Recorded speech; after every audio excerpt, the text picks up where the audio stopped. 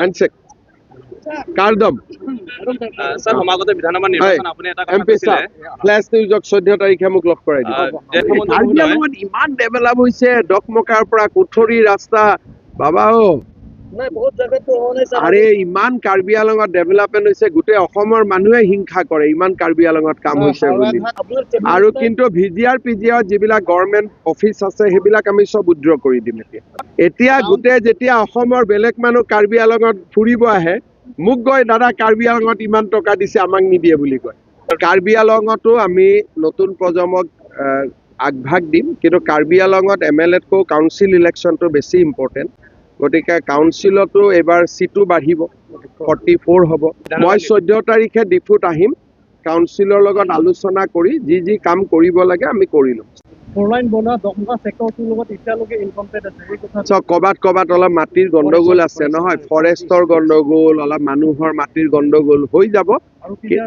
PGR ভিজিআৰো হৈ যাব লাহে লাহে আমি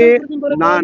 আমাৰ মেইন কথাটো আছিল যে আমি হাইকোৰ্টত এফিডেভিট দিম কাউন্সিলে অলৰেডি এফিডেভিট দি দিলে এফিডেভিটৰ কপিও আপোনালোকে সিএমৰ পৰা লৈ ল'ব আপুনি এটা কথা কৈছিলে আমি যেনেকে প্ৰতিশ্ৰুতি দিছিলো যে 5 তাৰিখৰ ভিতৰত আমি এফিডেভিট দি দিম আমি এফিডেভিট দিলো আপোনালোকে কপি সিএমৰ পৰা লৈ ল'ব সমাগত বিধানসভা নিৰ্বাচন আপুনি কৈছিলে বাবা এইটো হাইকোৰ্টত এতিয়া আমি পিটিশ্যন দিছো হাইকোৰ্টক আমি এপ্লাই কৰিছো যে জানুৱাৰীৰ ভিতৰতে যাতে শুনানি হৈ যায়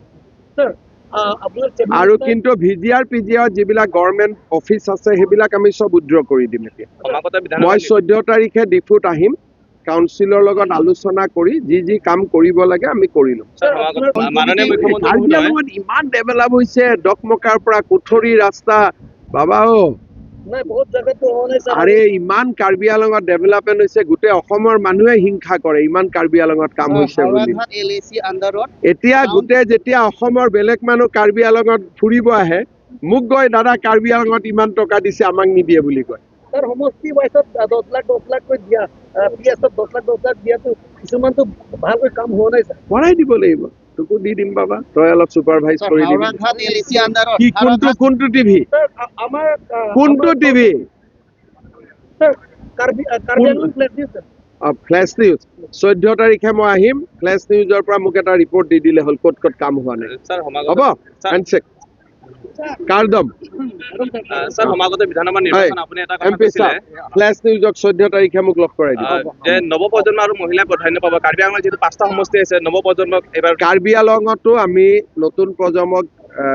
আগভাগ দিম কিন্তু কাৰ্বিআংলঙত এমএলএতকৈ কাউন্সিল ইলেকশ্যনটো বেছি ইম্পৰ্টেণ্ট গতিকে কাউন্সিলতো এবাৰ সিটো বাঢ়িব 44 হ'ব গতিকে কাৰ্বিআংলঙত এবাৰ নতুন বহুত মহিলা আৰু যুৱক ওলাই আহিব স্যাৰ আৰু এটা কথা দেখা পোৱা গৈছে ইয়াত মূল্যবৃদ্ধি যথেষ্ট কাৰ্বিআংলঙত যদি আমি বিলাহী বাহিৰত বেলেগ ডিষ্ট্ৰিক্টত নগাঁও জিলাত কিনিব যাওঁ 20 টকাৰ পৰা 30 টকালৈ কিন্তু কাৰ্বিআংলঙত 80 টকাৰো অধিক কাৰণ ইয়াত এটা দলে কোনো পাৰ্টিকুলাৰ কিছুমানে ইয়াত মিলি পেলাই এটা খুব বিয়াগুম ঠিক আছে এটা কাম কৰিব 14 তাৰিখে মই আহিম মোক অলপ গোপনীয়কৈ বস্তুটো লিখি দিব মই ব্যৱস্থা কৰিম ঠিক আছে আৰু সমবায় সমিতিসকল কি ফিংগাৰপ্ৰিণ্ট দিয়াৰ লৈ পেলাই যথেষ্ট অসুবিধাৰ মোক গোটেই কথাখিনি এবাৰ 14 তাৰিখে মই ৰাতি থাকাকৈ আহিম মোক লিখি দিব থ্যাংক ইউ স্যাৰ